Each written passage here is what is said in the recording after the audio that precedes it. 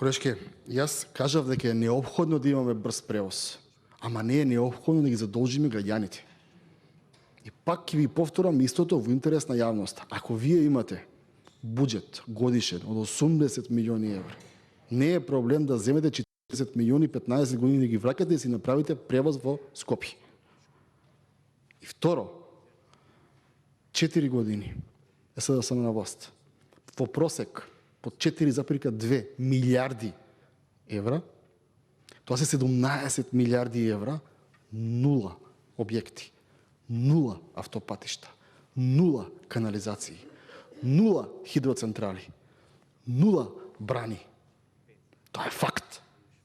И запрашајте се каде одат париве. А при тоа се правиме со заем. Се е со заем. Знаете зашто се кочи собраниево? Па Социјалдемократскиот сојуз го кочи петиот пакет мерки. А дали знаете зошто? Затоа што утре кога го донесеме петиот пакет мерки, немаат пари у буџет да го исплатат. Немаат. Последните мерки за јануар платата. Мафтајте, колега, мафтајте. Ама пашете ги тие што ве гласале што имаат фирми. За јануарската плата, да знаете. До 15 мора да се исплати, така? Ако не плакате, определен казна, там 0, колку постоја до ЈП ве казнува.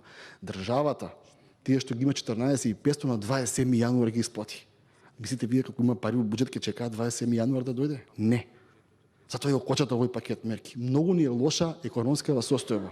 Дајте заедно да направиме, да видиме како ова се стопира. Бидејќи ова ќе оди во недоглед.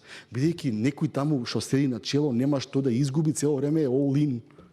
Ние не смееме да бидеме all in како пратеници, бидејќи ние сме 120 луѓе овдека. Представуваме народ. Не можеме да се дојдеме all in.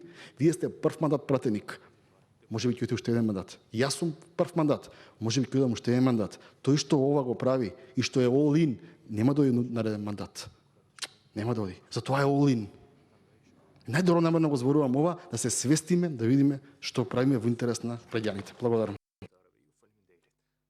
Следен за збор е